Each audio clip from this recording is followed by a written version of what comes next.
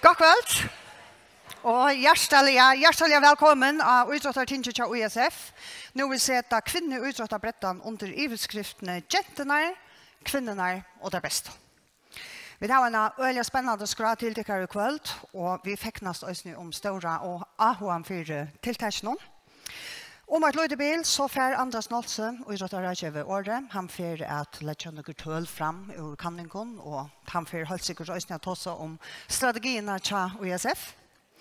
Så han kommer Eivor Klakstein, og hun kommer vi framløve i støye og i rikere tryne om frafall mellom urvalgsøkere og manglende kvinnelige firmynter. Efter Eivor Klakstein så skulle vi ta høre fra en danskere firmynd, Kristina Roslund, håndballspillere for å ta seg om trivsel i et prestasjonsmiljø. Og da hun er Leo, så teker hun gledelig imot spørningen, altså Eivor Øysneger. Og jeg ferdig på en av veien og høyte adekene om ikke å være så føresk og ikke sette spørninger. Sette spørninger er et så godt og avhørst evne, og det nærkant i spørningen skulle sette, så det nå. Og så halte vi den stekk etter Kristine Rosling, og på 20 minutter vi røyner at gjøre det nok så kompakte kveld, så jeg vil ikke sitte alt og lunsje. Men etter stekken så var det Marsk Lausen Mescher fra håndballsambanden, så fra Holøya om tilgångene fra håndballsambanden til nettopp jenter og kvinner i håndball. Så enda vi en åreskifte, her tror jeg kvinner setter år av sånne rønter, og tankar om dette her særskilt avhåverda og brøye evne.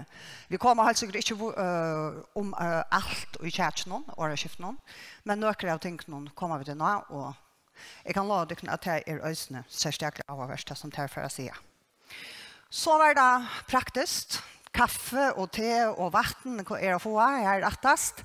Og så om du skal ta ut etter vesene, det er det som Andras Nolse på siden og i kjalleren. Så en affær, hjertelig velkommen, og førster oppe på paddelen er Andras Nolse Jeffa.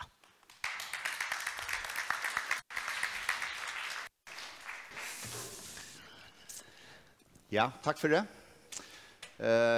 Det som jeg bare ta seg helt stort om, det er å løse til bakgrunn om for hvor jeg har valgt dette evne, jentene, kvinnerne og til beste. Ut fra noen kanninger som gjort der, noen tølen som greve, og eisene røyne å binde at jeg synes inn i strategiene til USF. USF samtykte en strategi i 2022, her man hukte jeg synes på hvem vi er det som foreslår idrott skal fære. Og man kan si at missionen i disse strategiene var at USF stimprar føreskan idrott og rørslig i fellesskapet. Og at vi førjon her skulle lukka fra bandons åren til etles år kunne ukka og være en pastor av de idrottelige fellesskapene. Og det skal være av imenskon støye og eisende kjent under trykk og karme. USF samskipar dette arbeidet, og det er alt fra samflastiet til einstakningssti, og det er fra brett og til urval. Og det er det som det handler nok om det her i dag, eller kveld, det er det her fra måneden mellom brett og urval.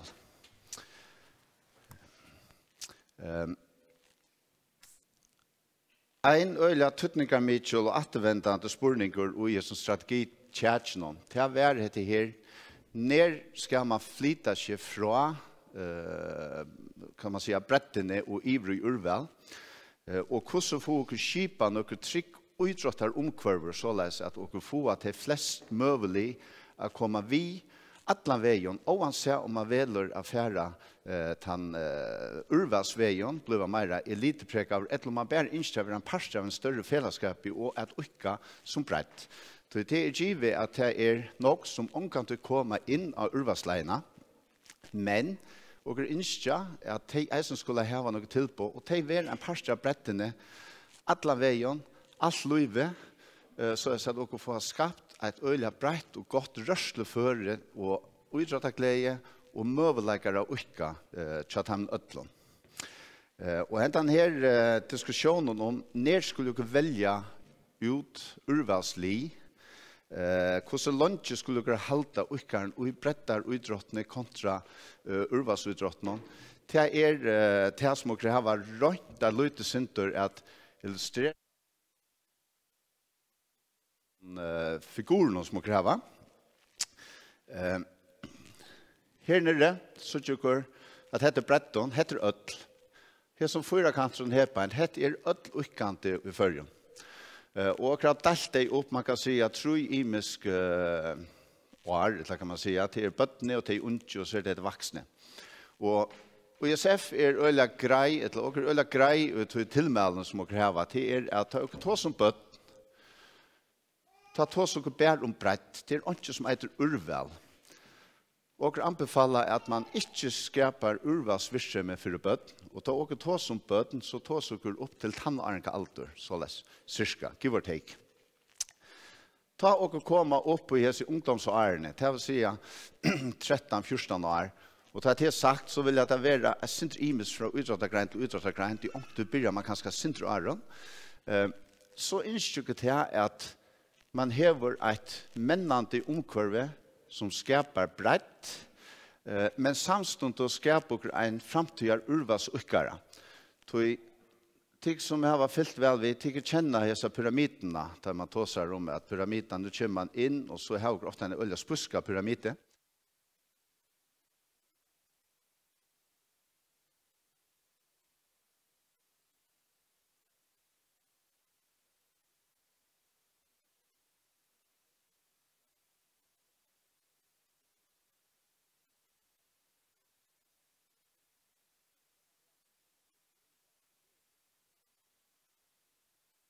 Det bare en liten prosentparster av 18 som ukka, som kom alla veien opp til urval, og som verilig har blivet urvalsukkar.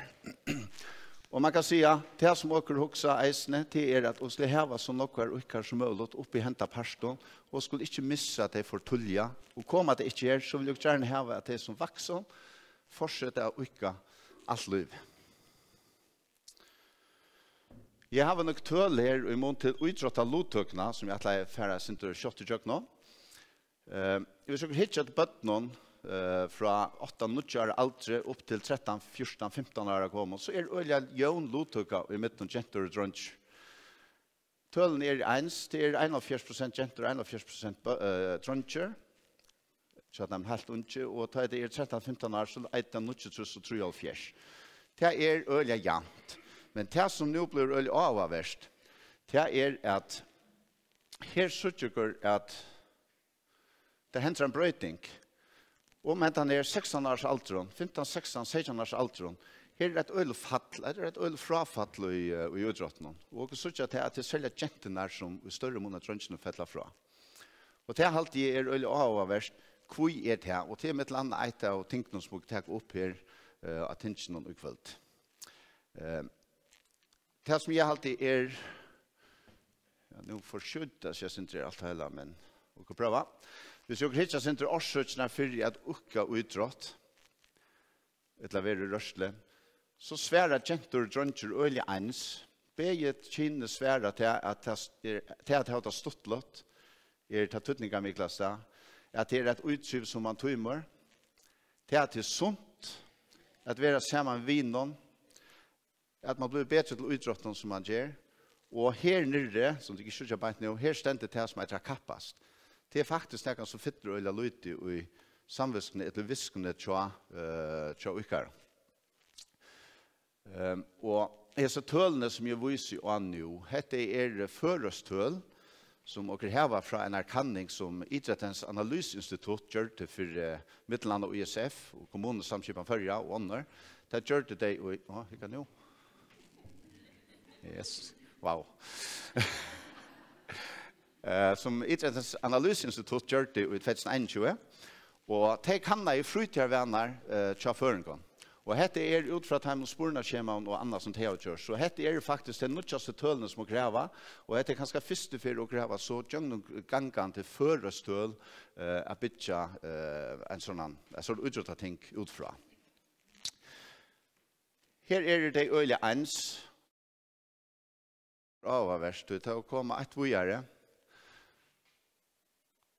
Hvor gånger man ikke til idrott og rørsle? Hette er det som de svære. Ta blivit en stor måneder i mittel gentene og drønnsene. Det at jeg finner ikke som jeg halte være stått. Det helt 42% av gentene som halte det, og i mån til drønnsene er 35. Det kappast. Det 38% av gentene som fravelger idrott og rørsle, det handler om kapping. Men drønnsene er en 15 parster. Det bruker togene sammen ved familie og vinen. Det hele 28% i mån til nødje. Jeg bruker togene på andre frutjæruttriv, 32% mot 3%. Og så faktisk en ting som nok så markant eisende. Men damer ikke har vist kroppen til meg. Det helt 32, det en triinger av alle jentene som ikke som sier at det høvus årsøk. Og så det at jeg mangler omkring å fylltjast vi, 15%, og at ikke gå til idrott og rørsle. Hvis dere hittar jeg synes etter hessen tølen, så handlar sfären här öliga nog om relationer. Det handlar om det sociala omkvarvet en felai. Det handlar om trivna. Och det visar sig bara, det alltid stölden är som visar att han parster och fyllor är nog mer tojande till genton än det till dröntja. Och det är det synter det som också har byggt idrottat tinge i år utfra. Och alltid ett öliga vidkommande, et øyelig spennende og tøtningamykje evne. Og innskyldig åken at åken slipper at høyre synder fra folk som arbeider vi sånn, til daglige, som er granska ut i. Og så innskyldig åken eisen til at åken kunne teka noe gåra, og kanskje i fela, ikke i kanskje, nei, i fela, at han har færre og teka dette til åken, og kanskje finne noen løsner oppå, hvordan det at dere kunne løse dette, så at dere klarer at skapa gå og mennene tilpå, som jenter og kvinner eisene for å truvas i. Og han ser om dere tås om brett, eller om dere tås om urvalg, det handler om at få urslit, og det handler om å prestere. Så dette lukket som intamal og fundament i at han for grunnleie for utrettet tingene i år. Så ja, takk for det.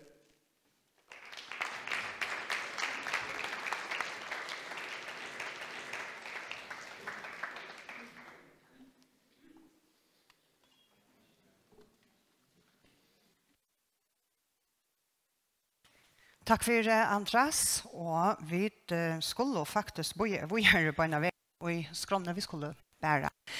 Da Løve og Følskapatt nå. Eivor Klakstein, kjørs vel.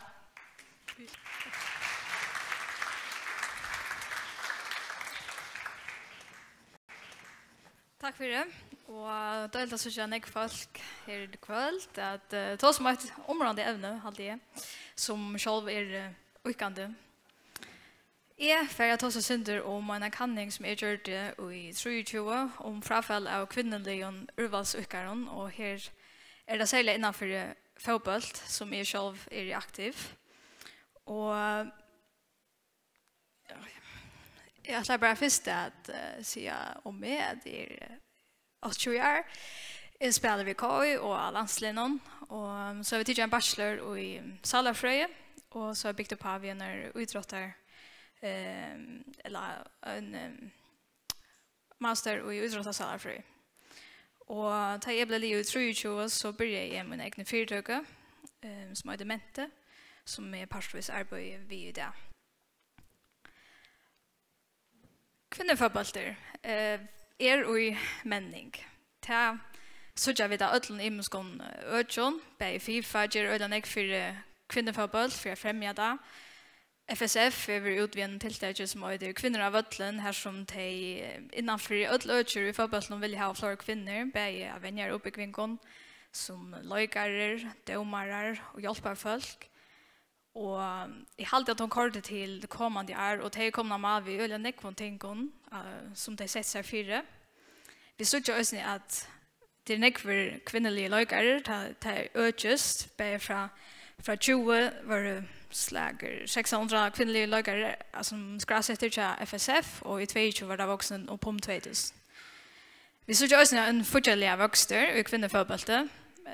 Her kan jeg nevne at peninga penningar som rester i endaspølene til kvinnen voksen markant. Fra HM og i 23 det vokset 20 ferner siden 2015, så det øyelig markante vokster. Og vi så ikke øyne avskårene og til Amilen, nekve distribuere strømter, og avskårtallene veksa. Og i 22 ble medsett til en kvinnefotballstist. Her var det 51.000 folk og hukket etter Barcelona og Wolfsburg i semifinalene og i Champions League. Så vi så ikke ødelen ødelen, så det kvinnefotballen en ruvande menning. Men som andre søsne vil ja, så slipper vi framvis ikke undan i sånne frafallen. Da så vi også i fotballen. Nek ung velja idrotten fra, i ødelen idrottet. Og jeg har tidligere at jeg ser ursliten som andre søsne visste ja, at vi så ikke det særlige til det kommer middel 16 og 18 år. Her så vi at kvinnerne fettla lengt ned drønnsene. Og det ikke bare en troblødje i førjen, det godt nok tøl fra førjen, men det en altkjød troblødje. Og det var nekk granska innenfor her, i Ødland, London, rundt om åkken. Og det nekk imisk urslig som kommet fram, og her nøkra tøymon som jeg tidser vi. De fleste kanna det kvantitativt, det vil si at det spurna blei lokkurs, og det en blanding mellom jenter og drønger. Det kan skapa sådana skojkliga mynd till att det blanda så att årsrysene til jentene kanskje ikke så tydeligere om mot til drønnsene, tror jeg at i flere som granskning noen det en morlåtig av drønnsjen vi. Tog var det veldig område for meg at jeg for kan hete evne, at jeg ville gjerne sette fokuset bare av kvinnerne. Tog jeg helt at det var område i Østene at søtja, hva det du tøtsligt kvinner, årsrysene til kvinnerne i mot til drønnsjen. Det kan jo godt søtja ørvis ut enn ta vidt hitja etter begge kvinnerne og mannen. Så hva gjøres jenter av landslinjen? Jeg har ikke utgangsstøye i fotballslandslinjen, og særlig og nøytjanlandslinjen til kvinnen, tror at vi har opplevd tverferner at vi nøytjanlandslinjen, og i halvtid i 22 og i 21, at og nøytjanlandslinjen føres det vi øyne sejan løygeren. Og det sønnes å døme som var i 22, det hukte etter hvordan det skrasetter som aktive løykere og i sånne argensjoner som føres det. Og her sier jeg at 104 jenter stod som skrasetter. Så spørningen, hvor kom vi ikke manna et liv i argen løykeren? Og det var her som kanningen begynte i. Og ut fra henne så sier vi 20 jenter som var djuvner. Og jeg kom fram til at det var 2 grunnleggende ting. Nå stannade det i enskån, jeg selv finner ikke omsett, jeg skrev en oppgave i enskån. Men det første evne var at det var en vantende trygg på en framtid i fotballet. Og det 17. evne var det sosiale omkvarvet. Så at jeg tar noen dømer om som lovtakerne lykkes som kommer vi. Vi börjar vid vantande trygg på en framtid i fotballet. Det første som jeg har vi at sommar skjødde vi tanken om at kvinner kunne ikke. Til at ganske man har hørt prate om at kvinner kunne ikke ta sammen som menn i fotballet. Man ser at menn får større kontrakter i utlandet og sånt. Og det passer ganske kjørlig vidt til som man sa at en kvinne kunne. Og her går Emma fra at hun gjerne ville klare seg vel fortjærlig, og det ser man ganske ikke møvelig i fotballen. Så at til henne var det området jeg velger til som gav henne en fortjærlig, stabila framtid, og til var en utbygging. Men det ofte ikke for enn at fotballen avvarsker skolen, at det nøyet at det går et vel. Og det ganske særlig at vi kommer min om skolan, og det passer øyelig vel vi tøl til første tølene som viser til at middel 16 og 18 fettlet nek flere kvinner fra. Og det typisk da man begynner min om skolan. Da du begynner min om skolan så ikke truste sjåvande gentnon at det flere oppgaver og det krever ganske sinne mer. Og da du kommer opp i ungdomslandslinjen så det også flere utenlandsferier. Så det kan godt skapa några konflikter i middelen her. Og Ella, hon håller om att hon följde sig nöjtan att välja skolan till att utomlandsfärd låg efter början av skolan och på en väg från början följde hon att hon dattades ur i skolan. Och nästa år visste hon att det var en för akkurat samma touchpunkt och det avvarska skolagångna så mycket att hon inte följde att hon kunde hålla fram arg efter. Så tog väl till hon fotbollen fra. Og her kommer heter evne inn vid fyrmynden. At det tørver av høskande fyrmynden. Flere jenter nevnte at det hadde jonga fyrmynder. Det var ikke for noe søgn i Arnon at de finner noen kvinnelige fyrmynder. Arren har man kanskje bare hørt om mannlige professionelle løygere, og det hele det var stått litt ordentlig cool, og gjerne ville slappe det, men det er kanskje det er bare til, det er ikke noen kvinner gjør det samme. Og Ella sier også at hun helt at det bare er gode, det er aller beste som blir til noe. Og hvis jeg ikke er her, og man føler at man kanskje ikke er helt i topp, men hva er det så min grunn til å holde frem til at det blir til noe? Og i fotbollen.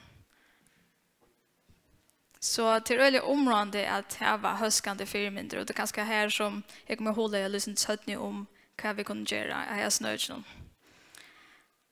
Så får vi gälla sötning ämne som var sociala omkurve.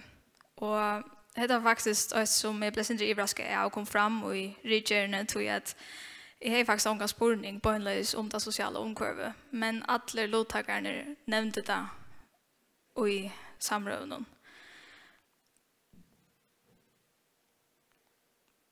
Det första som Flora nämnde det var att hur området det är det här det gott socialt och en fällskap. Självt att du kommer till landslig så är det här området. När du kommer till landslig så är det ju löjkare från Ötlund förrjun som kommer samman och det är det bästa från London från bygden. Så man måste göra ofta ska en egen insats till att det är gott socialt och ger man inte till så kan det vara ringt att följa man passar in. Så. Ett annat ämne som kan ha avvarskande av sociala truvnaden är skäge. Man flöjder eller nästan alla löjkare kommer ut för att få en skäge på akkurat touchpunkt i karriären och man är gått till att ta hand om det fysiskt. Men man kanske inte huxar om hur det kan avvarska i sin truvnad inte att löjgar någon. Tar du har skia så kommer du att sitta utanför det. Du kommer att vänja ensammatler. Och du är kanske inte vid till dist och in i skiftrummen på att säga maten. Och Emma nämner nämligen här att det är avvarskarna av henne att hon inte bara vill på att säga maten. Hon fick inte det sociala vi som var ute i vötlen. Du vet hon var inte själv in i styrrummen.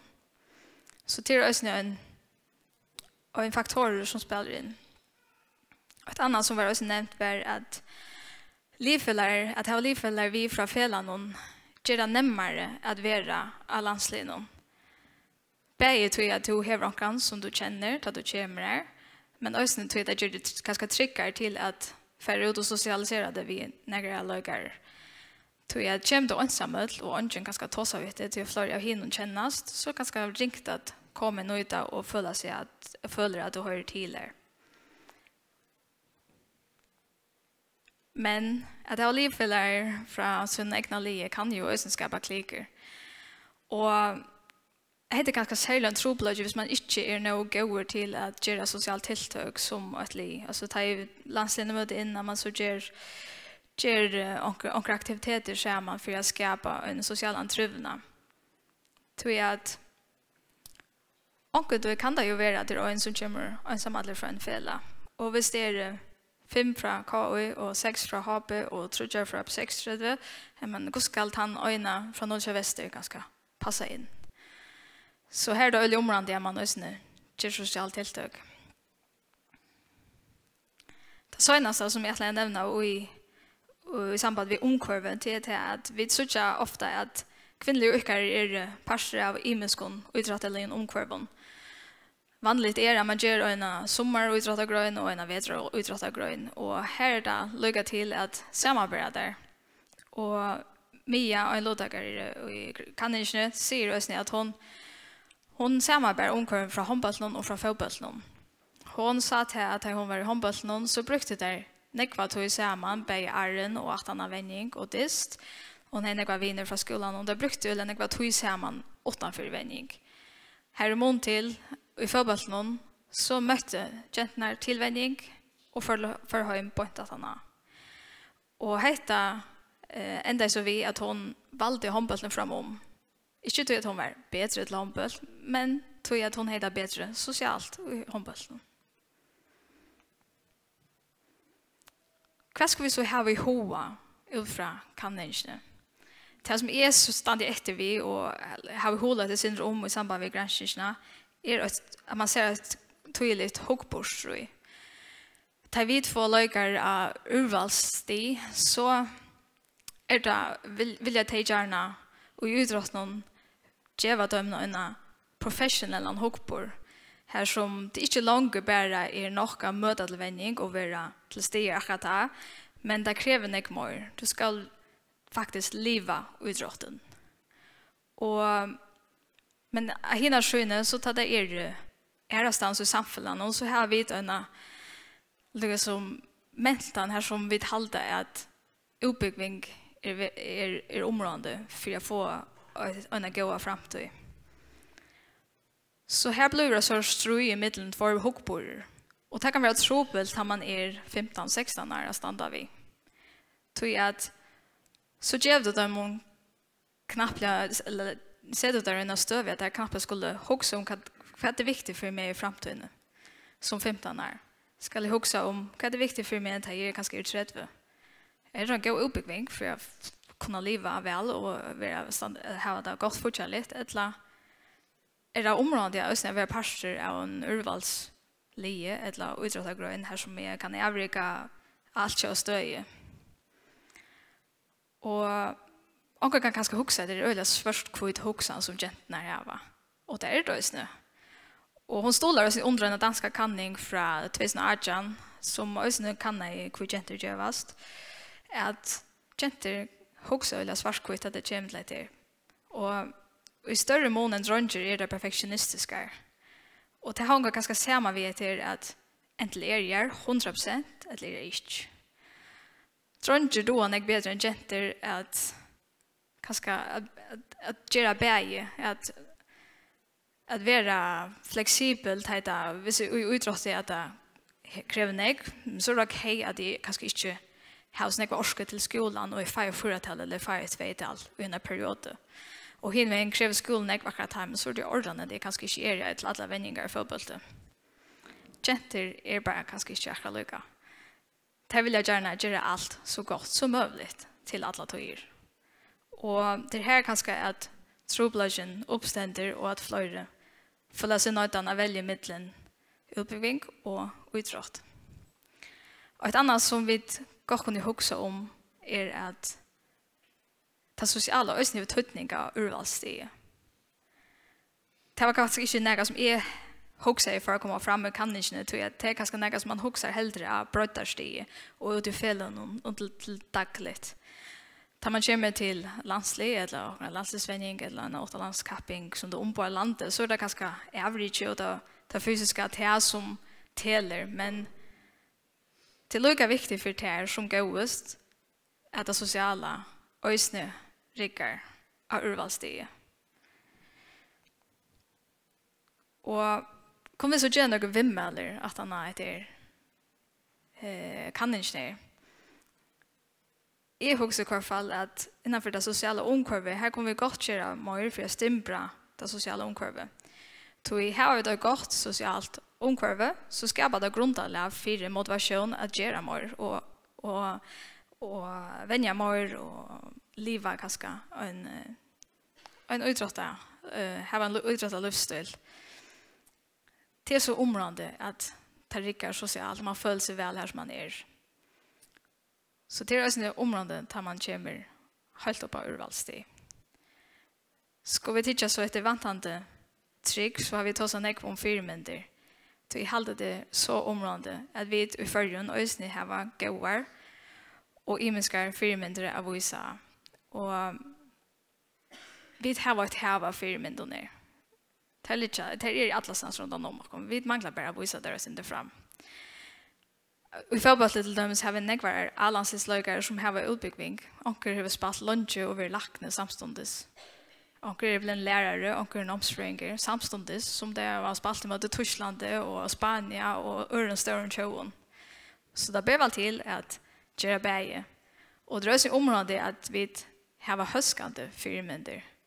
Ikke bara, själv att vi skulle ösna ha här som klarar sig ordentligt väl och klarar att göra idrotten till ett fulltidsstarv. Till dem så har vi nu i förbundet Johannes Sørensen som är en superfirmynd och spelar i Häcken, bara 18 år gammal. Men det är inte alla som drömmer om det. Och tar vi det så lite samfället så har vi ett ösen bruk för tömmen som inte drömmer om det. Särskilt att man tar om lividrott. I förbundet så är det bruk för 18 eller 20 löjgaren kvar för. Och här kommer alltid att vara onker som inte drömmer om att leva av det.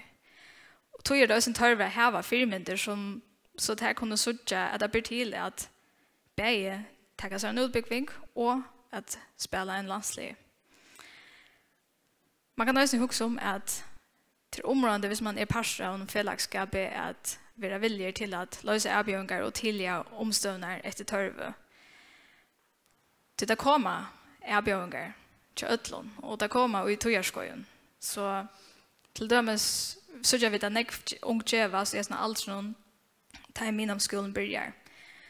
Så man kan gå till krövene till dem nu utrått någon och en av tog ta det börjar i min skola. Så att de lyckas finna till hur så klarar jag att få bäge hänga samman. Men det är ting som vi kan gott göra när vi lattliga. Om vi inte vilja det så kan vi bäge visa firmynder som vi har långt häver. Och vi kunde göra några små tillgångar så att det sociala omkvarvet blir än bättre.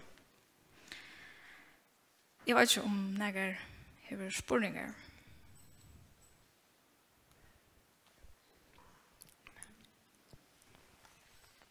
Så på sig diskutera, ja.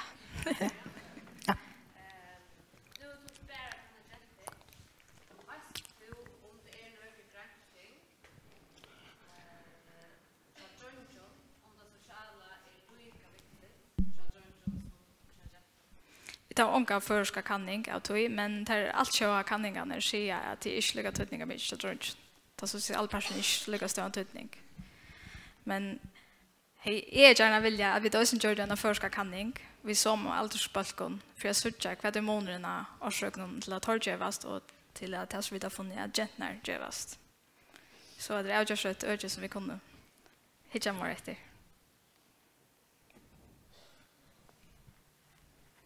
Jag kan också sätta där en spårning till också att du säger att vi är stimpra sociala omkvarve av urvalsstiget. Är det kom fram och i någon prat om hur det kan göras? Jag sa, nu vet jag att jag inte ordentligt omfattar här, men... Alltså, här som jag vill hävda inte varit hos oss om akkurat hur man gör det. Men det är inte så mycket som ska till för att göra något vita. Så att hvis du huxar tar du samlar ett nytt till döms ett landslig. Här krävde handboll jag vet inte det är en 16-18 lögare och i fotboll det är ganska en 20. Och kvar för det ganska konkurrenter. Det är unga det är så att själv man hellre att de flesta är ganska hela gott socialt så det är stadigt ett område för att man ger onkel små tilltag och ta pjös i köra mer än det att man får ut och vi hade en aktivitet vid kvinnlandslinjen vi får boarshooting alltså mer vi var samlade alltså akkur som inte handlar om till så med utrådgröna som man är vid till men akkur som skapar några relationer och akkur som man kan flänna efter och som inte bara är övrig. Ja.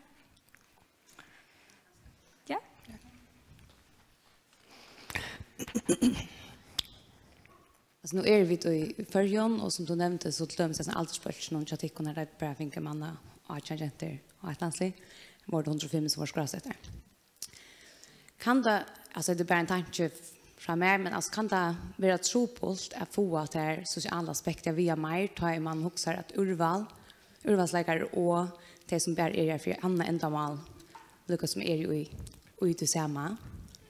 Alltså hur huxar man det in?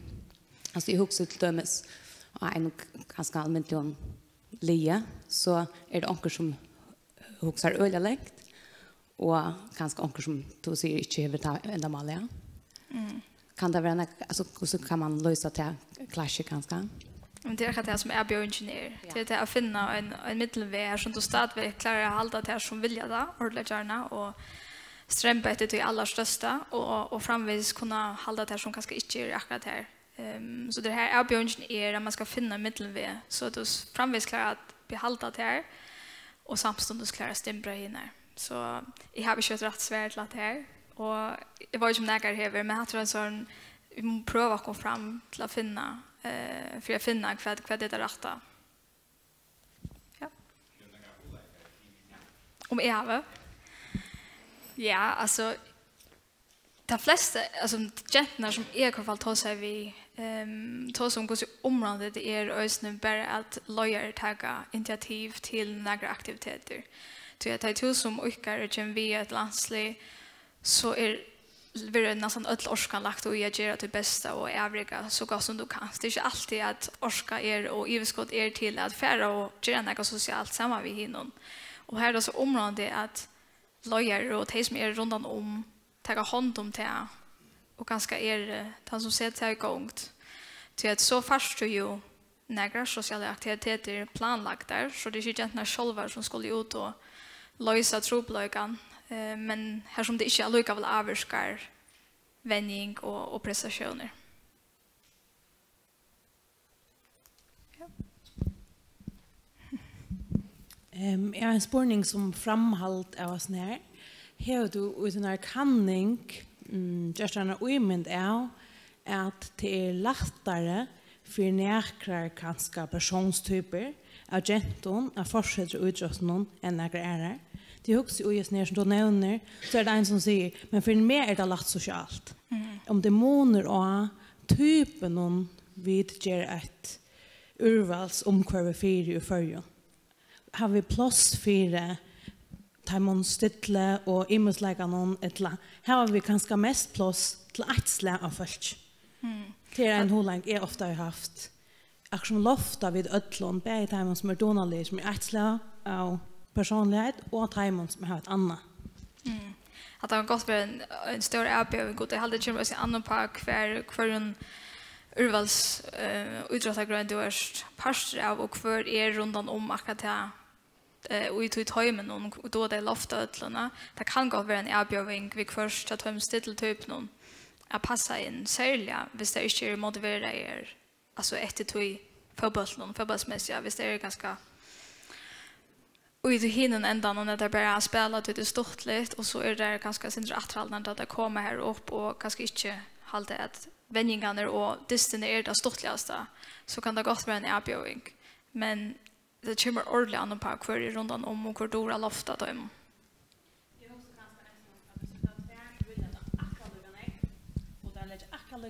Hvis vi har två jenter som vill att lycka nek och ta lägga lycka nek årskuda tar er bara ämska typer.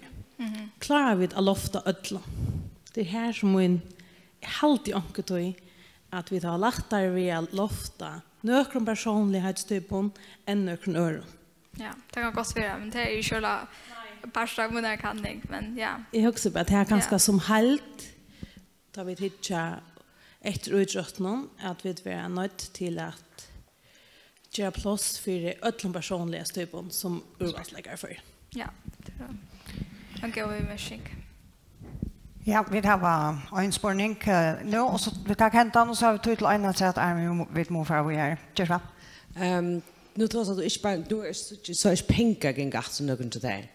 Men man hör det från någon öron utsatta grejer att gentarna har så råd till att färlandslinjen och så vet det lika som alltså som föräldrar vill jag gärna jalta det ska kosta färlandslinjen. Kanske att du tar ambitioner eller att du är bättre fyra alltså förjäliga. Är den vad den näka ducka pengar nägande upp och utan kan jag som ett issue. Ikke som affärer vid landsliden. Det är mer alltså i framtiden. Det är vi välstilla i fotbollen att till Ojebi ska komma vid landsliden. Du betalar inte för att vara vi. Så det var inte nämnt som en förring för att låta. Men det mest här du hickar i framtiden. Hur ser vi alltså för att liksom avlöning hävda hvis jag brukar snacka tog här i framtiden. Kan för avlöning hävda så om det här med någon förgällig avlöning.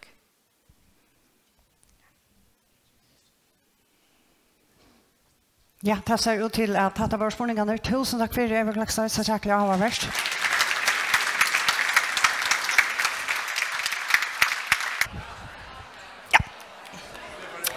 Ja, jeg ætler også bare råpe at nå færre vi kjøttet på hjertet, så det er døylig hvis folk finner stålene og setter seg ned. Det er også lov å stande hvis man hoder til at det slett.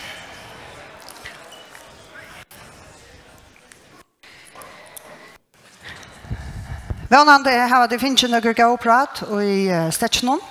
Jag kan med landa säga att jag har sportstrutcher av detta fyra av mina förväntningar Nathan och Jambarte. Som alla är kvinnor vid krutch. Simpelt den. Där hade det underprat någon och där halt ösne att det var avvärst. Låt mig säga vad de hade. Men vi ska göra skronen. Nu är det Marsk Klausen Marscher från Håndbollssambandet. Han får ta sig om tillgången till håndbollssambandet till jenter och kvinnor i utrådte och Marsk, du är med över press. Och press, det är så väl. Tack för det. Tack för det.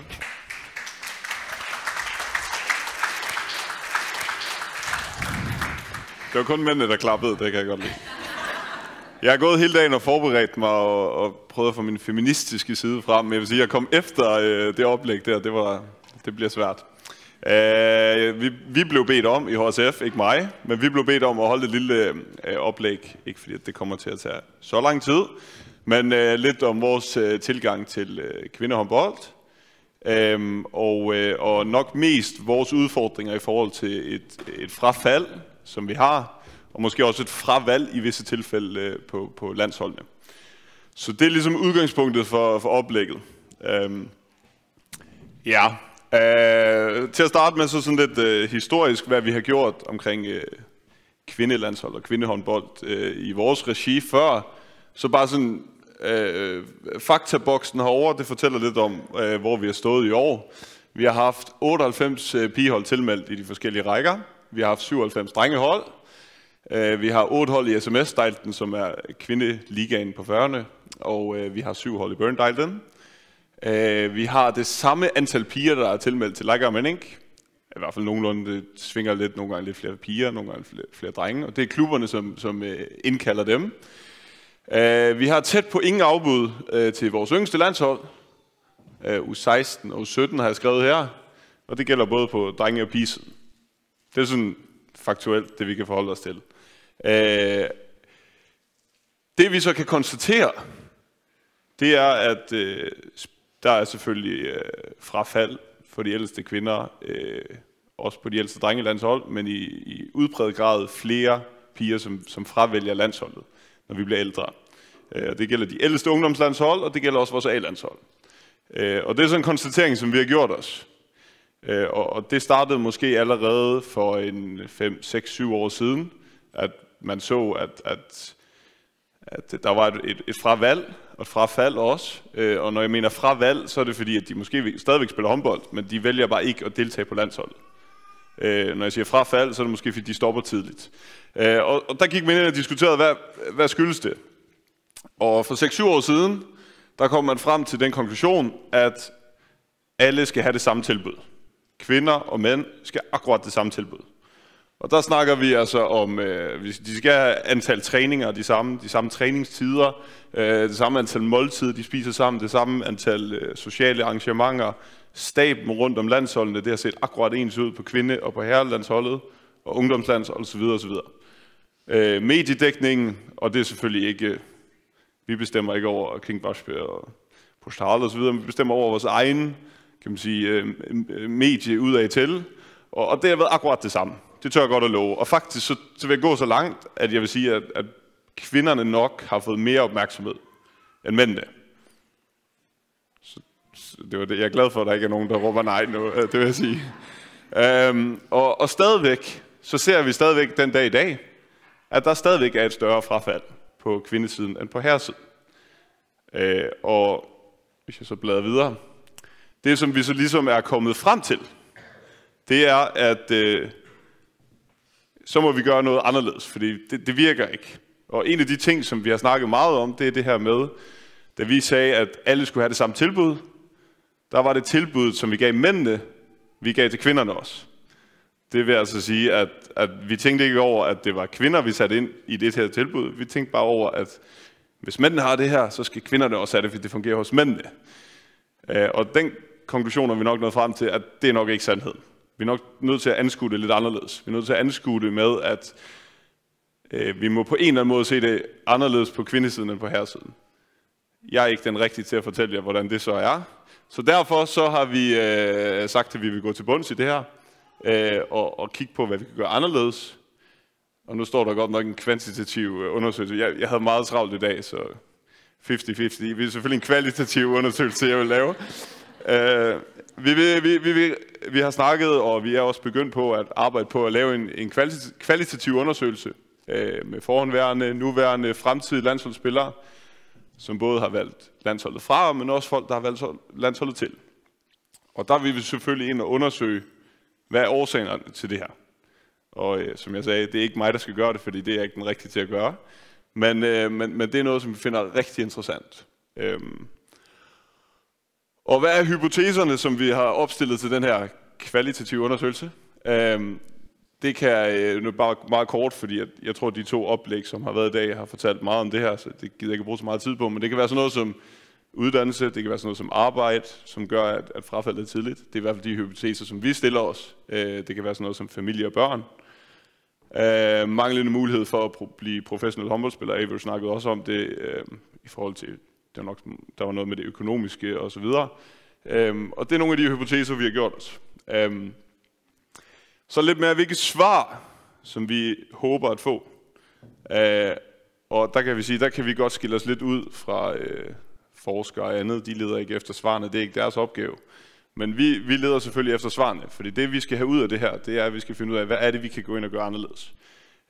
Og der har vi stillet os selv det spørgsmål, er der nogle praktiske ting, som vi kan gøre anderledes, som vi finder ud af fra den her undersøgelse? Skal vi gå ind og kigge på, hvornår at kvinderne træner? Som jeg nævnte før, så trænede mændene altid klokken 7, og så skulle kvinderne have samme tilbud, og så træner de også klokken 7. Det virker. Det kunne være det. Det kunne være, at de skal træne klokken 6 om morgenen i stedet for, hvad ved jeg. Det er noget med måske mængden af sociale tiltag, som vi skal ind og kigge på. Skal der mere af det? Christina Rosling var inde på det tidligere. Hun er heller ikke helt fjern for os, fordi at vi selvfølgelig også har kigget på, hvordan danskerne gør det. Og det kunne godt være, at hun snakker om de her 2 aftensmøder, som jeg forstod. At vi fjerner nogle taktiske møder for kvinderne og har mere fokus på det sociale, eller omvendt. Noget med staben. Vi har træner, assistenttræner, målmandstræner. Vi har en mentaltræner. Vi har en fysioterapeut, og vi har en holdleder lige nu på vores A-landshold. Så vi er oppe på 6 personer, og 5 af dem koncentrerer sig om håndbold.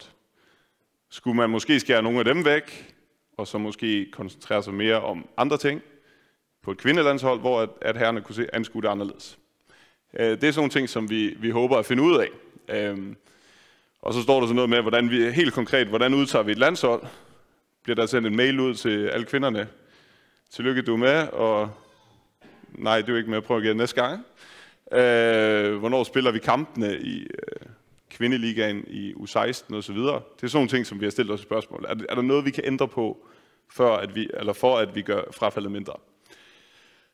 Og så tror jeg også på, og det her det er sådan en langt større snak, som jeg ikke er den rigtige til at tage, men så tror jeg også på, at man kan gå ind og kigge på noget samfundsstrukturelt i forhold til, hvordan anskuer vi kvinde-elitesport, og også kvinde-børnesport, eller pigesport, og ungdomspigesport, i forhold til, hvordan ser vi på de kvindelige udøvere. Og der tænker jeg altså noget som, hvordan ser forældrene på deres kvindelige udøvere i forhold til herreudøvere?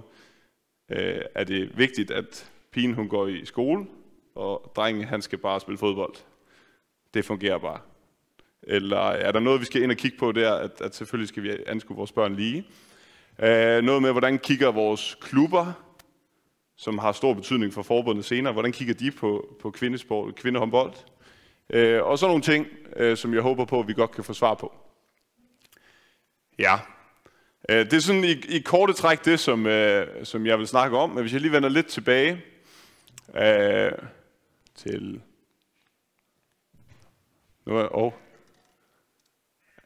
til det her. Fordi det her, det er faktisk det, som jeg synes er rigtig interessant. Det er det her med, at nu har jeg tænkt mig at spørge ud i salen, hvor mange af jer, som arbejder i klubber og forbund og så videre, har gjort det, ligesom vi har gjort det. Har sagt, nu skal vi eddermame sætte ind til kvindesport, og så skal vi gøre det akkurat det samme som mændene. Er der nogen andre, som også har følt det lidt på den måde? Nu spørger jeg bare, fordi at det er jo nogle tanker, som vi har siddet med, og så er det meget rart at vide, om andre også har siddet med de tanker. Ikke at der er noget galt i det, fordi vi har gjort det i 10 år, det er ikke virket, så så vi har fejlen, hvis det er. Er der nogen, der kan, om ikke andet, sige ja eller nej? Det har været fantastisk. Ja, Anja, tak. Og jeg tror, at det her, det er lidt sådan essensen i hvad en tankeændring, som vi har gjort. Det er ligesom essensen i det, som vi gerne vil ind og kigge på. Det er det her med, at tilbud behøver ikke at være det samme. Tilbud skal være lige så godt, men det behøver ikke at være det samme. Og jeg er ikke den rigtige, som jeg nævnte, til at fortælle, hvad det så skal være. Men det er det, vi gerne vil ind og undersøge. Det er faktisk i bund og grund det handler om. Ja. Og det var meget kort, men jeg har ikke så meget mere, tror jeg. Helt og ikke norsk at drene ikke ut, så spørninger til Marsk, så er det bare nå. Ja, mikrofon. Det er bare sånn. Vimersing til at det er sørste at jeg halte ikke, altså fele Nigeria på sørste samme for kvinner og menn, så vet ikke om det var sett seg det som mål. Det som jeg kjente til. Nej, det var også noget af det, som jeg nævnte til sidst, det her med, hvad gør klubberne for eksempel, ikke? Anskuer de kvindehåndbold på samme måde som herrehåndbold? Giver de det samme tilbud, eller tænker de anderledes, eller prioriterer de mændene foran kvinderne for eksempel? Men jeg kan i hvert fald sige, fra vores side, og det står jeg på mål for, tilbuddet vi giver er det samme, men tilbuddet behøver ikke at være lige så godt. Det tror jeg lidt, det er sådan, jeg vil korte det ned til. Ja, det er ellers bare at spørge, har det noget tøle på, hvordan er venner, altså kvinder og mænd, ude i klubben og af landslinjen? Altså, tænker du på træner generelt, altså, eller ja, køn? Ja, det som agerer som træner i det daglige. Hvordan er man er mænd, og hvordan er man er kvinder? Selvfølgelig, man skal passe på med at give konklusioner, når jeg ikke har tallene. Men, nej, jeg spurgte dig, om det havde noget tal. Nej, okay, det var mig. Jeg har ingen tal, men jeg kan godt konkludere, at der er langt flere mænd, som er trænere end kvinder. Jeg husker også som nok som sagt det mundtligt er vi da ofte til at kanskje samarbeide eller ikke hva hender som mannen og hva hender som kvinnen. Og jeg har sagt at bare vi underkjenneste noen og vi håper som er involveret har vi så også lagt sånn dette at jeg skal få det samme tilbøye. Men så prøver vi til dem som er fjørt av kappen enda i. Så spurte vi kvinner selv og der yngre jentene. Og da ser vi landslene vi tok sammen om hva vekter høyt til tikkene. Og ta det aldrig som en fellesskapen. Alltså att det är gott att vara och det är socialt tilltrycken som tar möta öliga högt. Så det är ofta att jag tycker man ska vänta det syns vi och kanske spela in till kvart hur det kan se för tyckon. Alltså jag fällen kommer in och spela egentligen upp efter tar man text samman om att kvart är gott gör kvart vi har högt för tyckon och då ser man att vi att här kanske ösn själva kunna vara vidla definiera en kultur. Alltså kvart vill jag vit kvart är viktigt för okon alinon eller så. Det är nog intressant. Ja, man kan sige, at kan man sige, det er sådan en mini-undersøgelse, I har lavet, ikke? Hvor at vi prøver at se lidt større på det og få lidt flere svar, men det går jo i bund og grund ud på det samme. Det er jo, at man spørger kvinderne i stedet for kigger på, hvad alle andre får, ikke? Ja, Atla, du nævnte, at du tidsde kun 20 år, jeg finder af, at det er ganske ikke tandløsning, som det skulle være. Er du nærkere svære på, hvordan det tidsde kun så længe at høje? Ja, de første mange år, der prøvede man at arbejde for at gøre tilbud lige så godt. Det var det første arbejde, der skulle til. Altså det var det her med, jamen, hvorfor bliver det ved med at være et problem? Jamen, de har heller ikke lige så mange træningskampe, som mænd har. Hvorfor bliver det ved med at være et problem? Jamen, mændene spiser mere sammen. Eller har bedre dommer, eller hvad ved jeg, ikke? Og nu er vi nået dertil, hvor jeg vil sige, vi fokuserer mere næsten på kvinderne, og vi bruger mere tid på kvinderne, men problemet er der stadig. Og så er vi vendt den om til at sige, okay, jamen, det fokus, vi har lagt, det er ud fra, hvad mændene altid har gjort, i stedet for, at vi kigger på, hvad kvinderne rent faktisk gerne vil, ikke?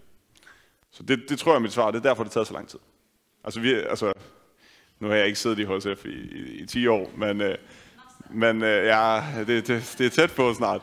Men der har vi har ofte siddet og kløder det i hovedet. Men for pokker, hvorfor melder hun arbejde? Eller hvorfor dukker hun ikke op? Ikke?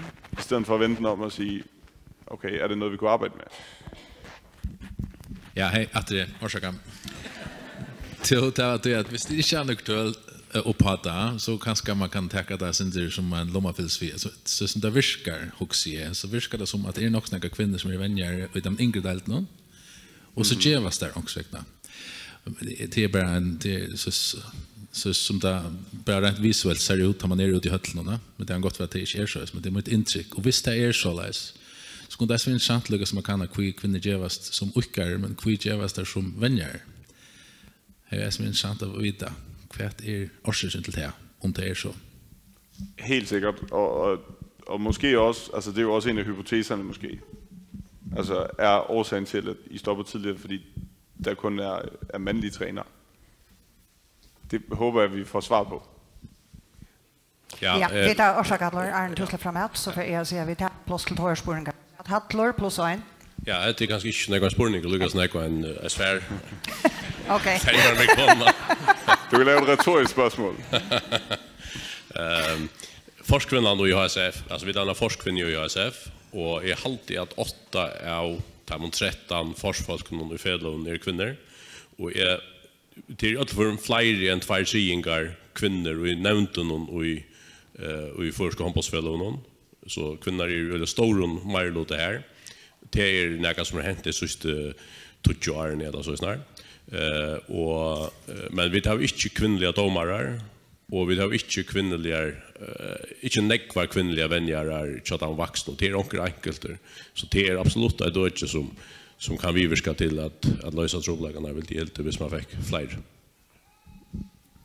Ja, hatt Sverre tog øynspårning, så plass for øynspårning til rett, hvis det er noe som hever noe på hjertet. Det ser det ikke utleverende. Takk for det, Marsk.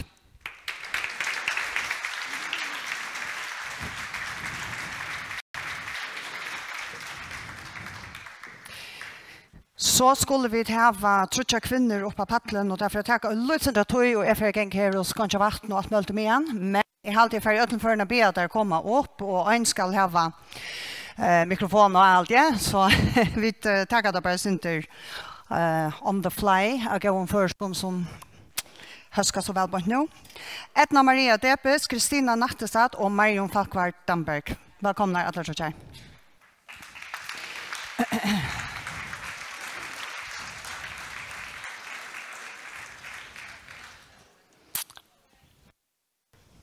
Kom bare. Ja.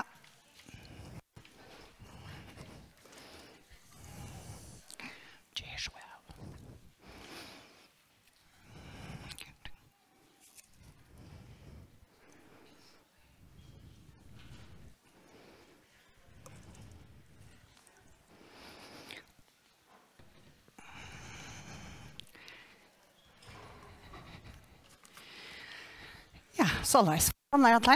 Takk. Kanskje man hører noe. Ja, til så vidt Lukas skulle tjekke at alle mikrofoner er tentra her og sånt. Bekväm? Ja. Bra? Er det ikke? Er det? Jo, nå er det. Yes. Ja. Ja, det er godt.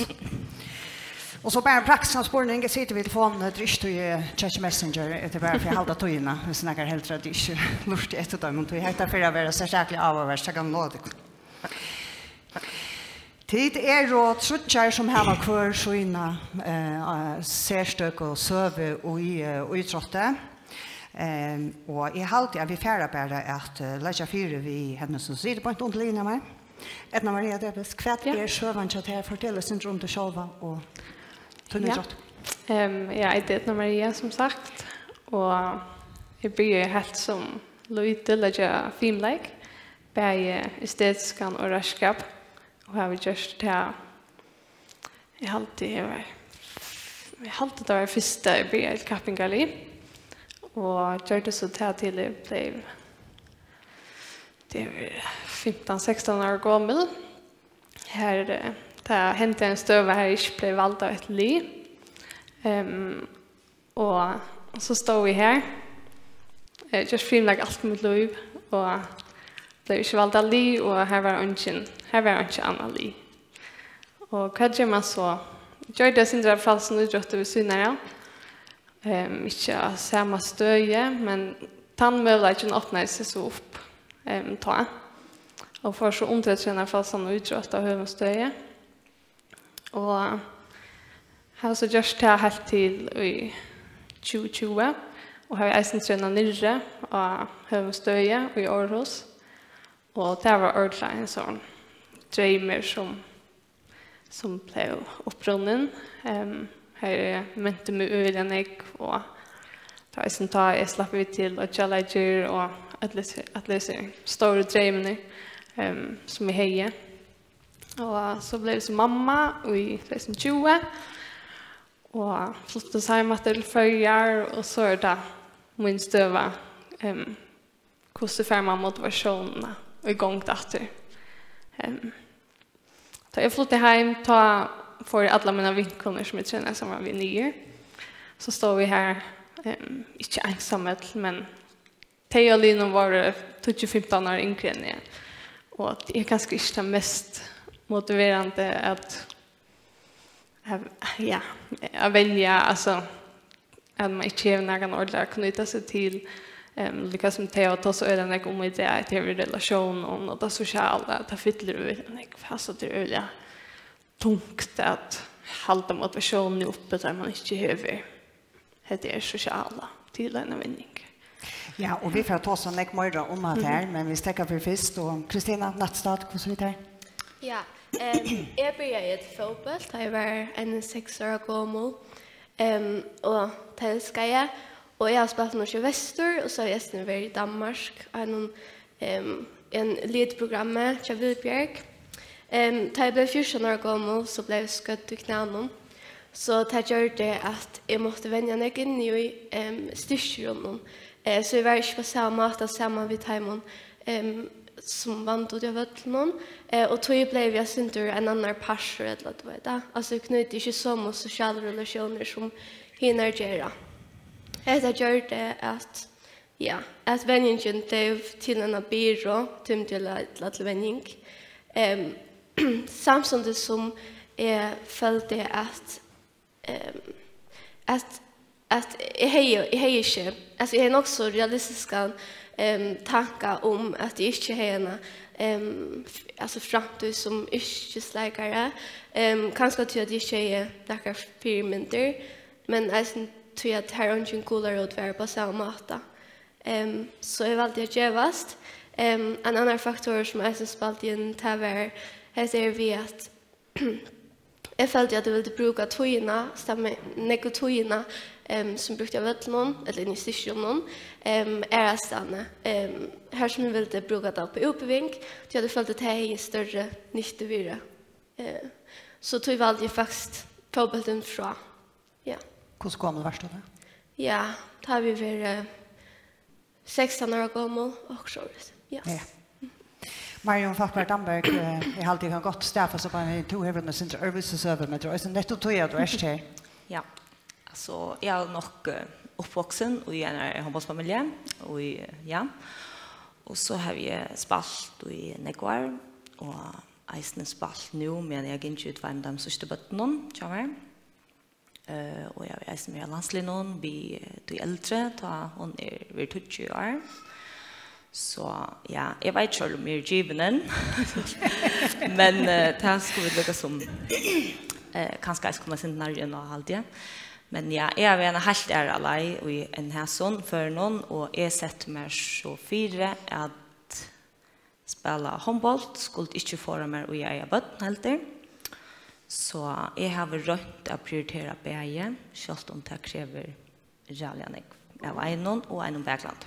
Ja, og nu nevnte du at du har sett fyra at jeg skulle ikke få det der i øyebøtten og idrotteren, men Edna Maria får et baden og kommer hjem, og kanskje en idrottergrønn som sin det minne, lien i røtlen for minne, og så kanskje var anstaklinga kjent, plasser og idrotter, enn du har tjene kan si for motivasjon og annet til at det har vært li, eller?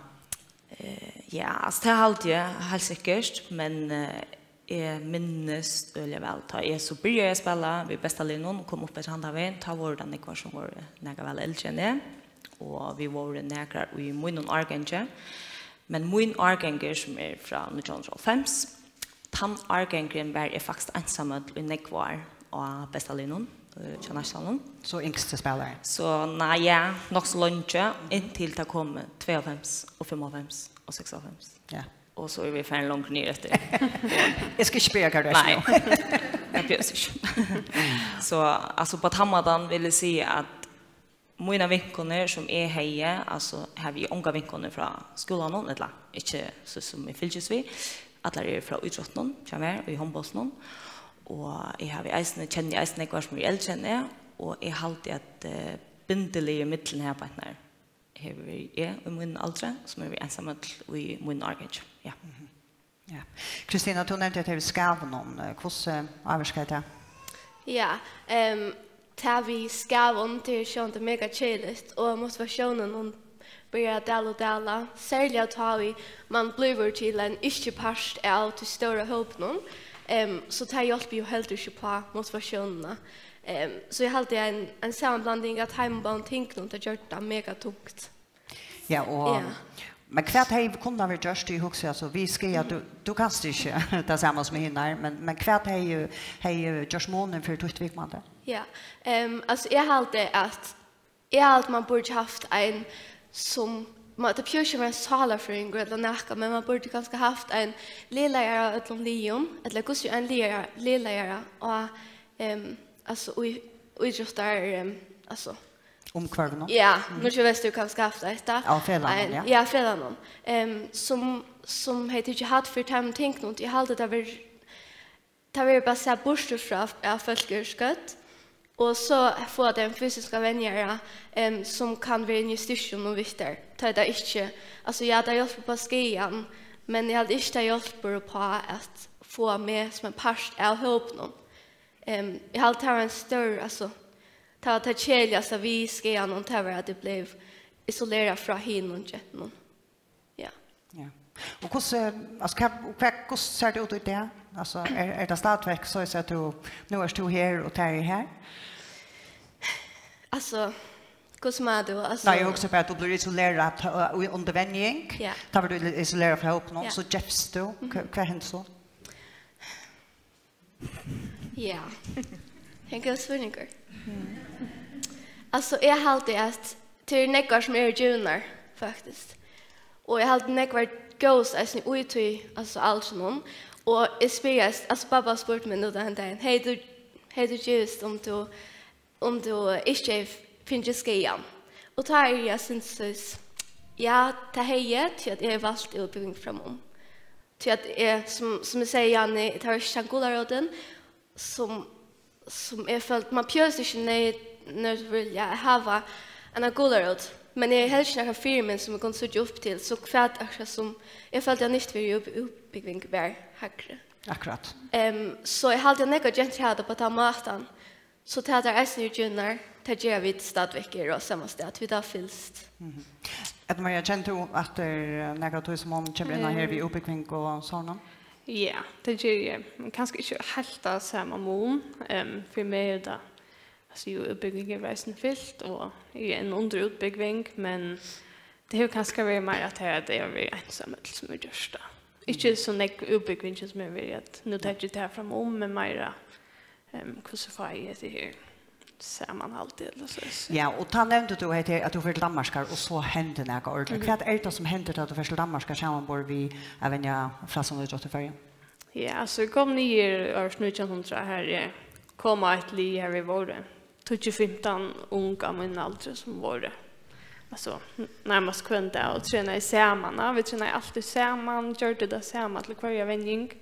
heppa jag en annan och rent skumpa sin under och muntla här förjon här vi så få det ganska 5-8 levning här vi det 5 som gör 5 imskar grejer här är så har vi just mest lopp så vi sandgröna med 5 andra har vi hin ändan av torsbrett och kasta.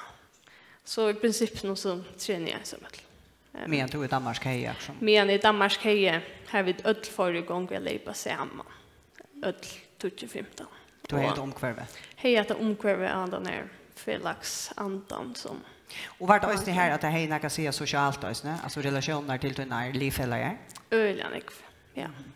Och är bara alltså det skrittet tog mig fram och i Danmark heja nog inte stitch mig fram i för. Det är ju det. Tog att det heter sociala är tymte ordentligt att vändning kvällte. Det var en motivering. Ja. Stor motivering. Ja. Ja, du nickar Marianne. Ja, alltså jag har alltid älskat att det häver en motivering alltså att man häver också affär till och att det är socialt omkvarv som du kommer till. Och det är det kanske vissa mån till att hon gör fralsan idrott och i handboll och fotboll till hur du näga mer socialt. Tror jag du är fler läkare och du är smart omta. Men jag vill eisen se en viss samon är det eisen också vet vi kvar du är till lövnon och kvar du räkar. Alltså och det är ju kanske eisen just här och i sista tiden vill jag säga att det är så vuppgrepp och att allt spelkan blir så jävla stora mån till. Hvis jag får till vändning så är det inte som skiljer med tror jag de har trubbat eller och ta på hemma och jag kommer rennande in till vändning alltså så här hinner också bara come on alltså tack där roligt ja ettla för så för sig alltså Ahmed här vi att det helt inte godkänt att du kommer in som en mamma rennande in är klockan 6 och är köra klockan 6 alltså då ett den här alltså ta kan så jag ska fylla det ensamma land vi sociala omkvarnon hoast att du är i en social steg. Ja. Men du nämnde också här vi att färdlandsläsvändning och hela batten vi och så framvis tog att tar man ser sig till fyra att batten är inte en förring men så har det väl sagt så legal ankra avskan. Ja. Och du har över haft henne vet dig. Ja, alltså som Marsko tar är snacka om och just touch Arne som till teachstämna finna att mammor har alltid batten så säger vi. Pappar har inte det så tar kunde inte ordentligt. Uitoi alltså klanche och det är också i locketoi alltså så du måste och du har batten chatta vi och det har alltid är isne att det var helt inte alltid live alltså du vet man föll sig faktiskt inte illa att man har batten chatta vi så kanske det förstår det alltså självt om gick du tecken för men jag känner alltså men det har vi just ja till det är attlämmer av ett landslig och är attlämmer av vara vi toppen och är attlämmer isne har man utbyggning. Och under det sista utbyggningen kommer det var faktiskt steg vid landslinjen och var nere i skolan tror jag väger och så var det steg landslinjen Arne får hem till dödsna. Och det var i Arjan, Sejan Arjan, men här. Så det kan gott, men det kräver extremt mycket av mer. Ja, akkurat. Ja. Typarna. Ja. Du är tandtypen som mäknar hatta. Nu snackar jag en här om typer. Ja. Det är ganska en annan typ som har ängsta samman men ganska mäkna till inte. Ja. Är det något som man överhuvud tar så? Alltså vi då en för när nästan någon gjorde vi en alltså det om och kontakt som hon själv Kristina snackade med till om för typer vi det och vi hade några sort vi gitt i åren för typer vi var och jag minns onkel säger med är gitt jag tog 100% i det reja fält nu tog att jag alltid ville vinna och jag var alltid ute och jag var faktiskt mittlen det faxte som var i ödlom förra gatt nu tog att det är inte tandpersoner som är ödlom vanligt men eisen är mera rolig alltså ute eller så säga så ja man snackar inte nekk om typer och till enast för jag har snackat om typer det var till ta tjäna stanna Jag omgått oss som typer. Nej. Omgått det. Jag har släckt över det. Jag har alltid inte. Alltså det ena sfärna att det närkant jag har tåsa om tjänster. Och då blev jag faktiskt ordentligt chockerad att jag tar för ner till Danmarkar. Och vant vi Vilbjörk. Här som vi ena för om vikna och morgonen. Sätter oss ner så hade vi denna bok som vi tar till den samma timman. För jag vika.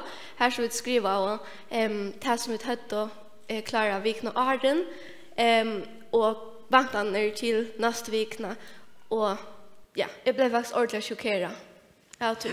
Jag har ångan du uppleva sårigt att man tar sig om känslor, alltså genom uträttar, alltså fällskapet. Chockerad, men kan jag också säga då?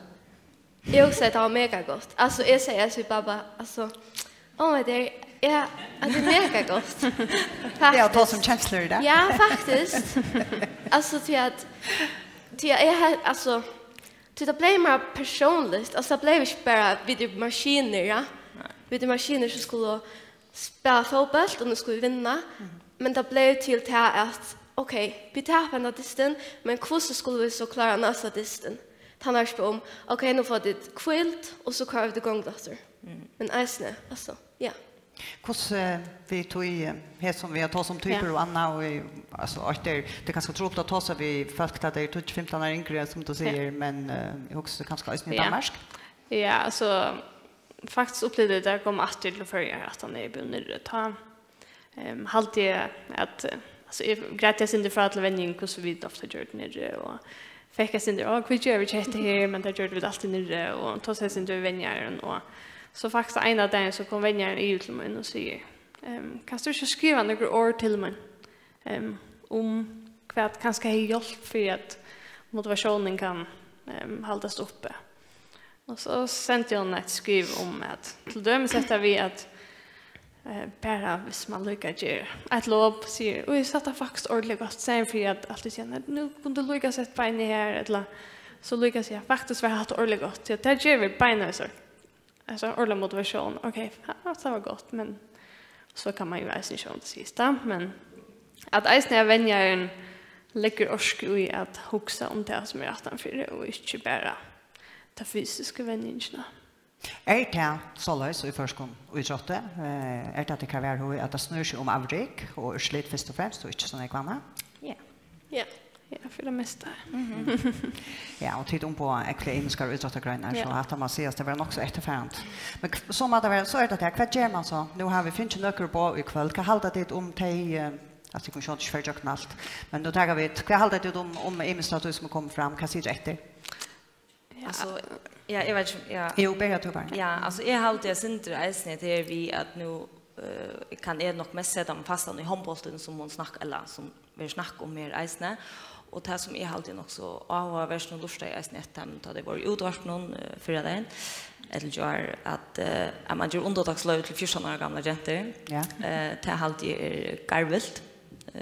Faktiskt tror jag att nästan ett fel sitter vi Oikaron som vi alltså vissa mån som är i ivra visst som alltid ordentligt gärna vilja släppa till en användning och han säger om där spelar vi första eller eller om där bara göra det som vi alltså det är jag vet inte hugg alltså vi tror ja att det är isen i plus för timon i mån till att det bara är plus för timon som är från 14 upp till 15 så jag tar man så känt bland 16-18 års åldern här som det gevas ta är det faktiskt att det vill jag ha det stått lite i skolan och till handbollen eller till fotbollen och att det ska rumas alltså man ska kunna ha löv till det helt än att vi bara huxa i lite planerna alltså ja alltså allt för upp i urval allt för upp i urval och en sekvert och de som skulle ju urval få en arbete som 16 år där det kom upp så tror man det inte och det skiljer extremt väl så det har väl inte någon som ligger lösent pivda men som bär era förståslagar alltså jag kommer bara till vändning till ett timme och väl vänja jag ska inte spela men det är bara för att hjälpa till alltså det är vi att fällorna samma vi att hinna fällorna ge plats till att du kan ska komma till en eller två vändningar utan att jag ska göra av undantagslöj till en 14 år gamla alltså tog jag mentaliteten tja Lon är brött extremt nekvar alltså att du kan se ske med en 18 år gamla nu måste du alltså renna och i vissa mån alltså till nekvar här var slash det nu säger hon att det måste renna alltså så kan jag bara bort alltså att hålla det slash till lika väl som hvis jag har sagt med renn okej alltså men tar rockar ju faktiskt vi allt det är som man tar om alltså till att man sitter och tosar så vet man hur gränserna för ner och ner är då och så vet att här då säger renno, Ja. så vet jag att det kommer inte från en sted. Nej, att det Men kommer från en gångssted. Ja. Alltså, och Så det är alltid man kommer känna manglar. för en annan. Ja, det är alltid manglar extremt. Ja. Och det är alltid öllfäll och ejer för att göra när vi, oavsett vad, utan att ge underlagslöver etla. Vi är en 16 år gamla och tar av bästa linjen. Om 3 år så just du. Vi vet att vi missat. Alltså, så det är alltid älskar för att också. Ja. Kristina, kvart helt du på som sender efter någon hatta var ett urval och Anna heter och också Anna som hur som det kommer fram.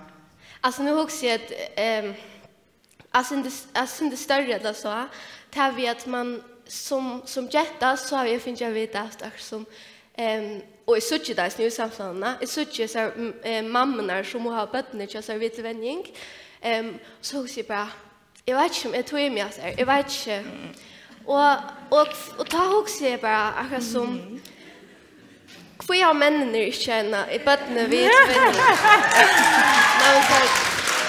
Ja.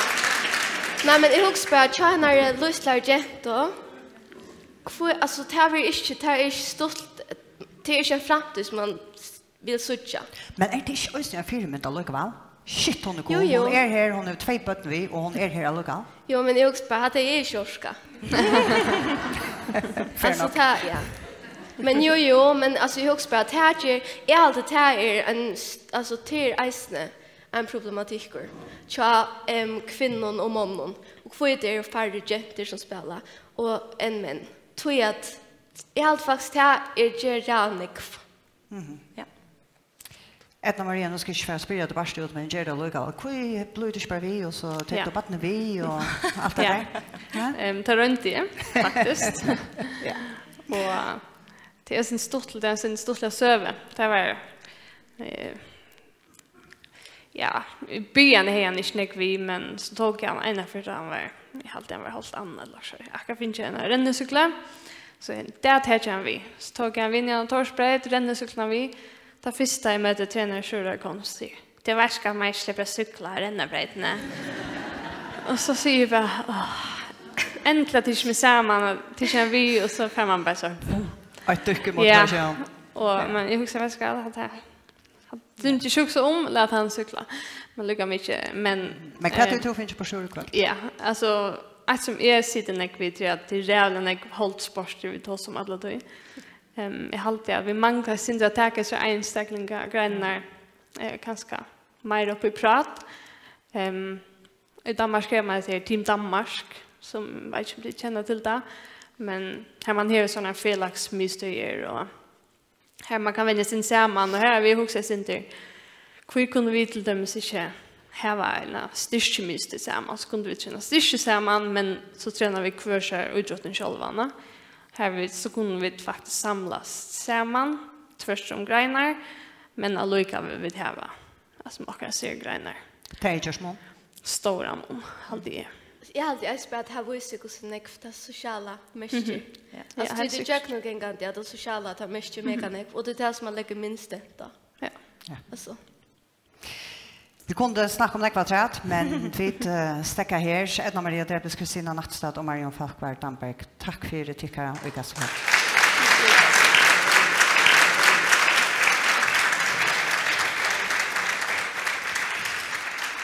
Og samstundes så får jeg takke til Knøtlen for at de kommer og lytte av. Og som man ser, høyest bensinmangel og alt annet. Kanskje de fleste har ikke, jeg vet ikke. Men tusen takk for at de kommer og kommer vel hjem.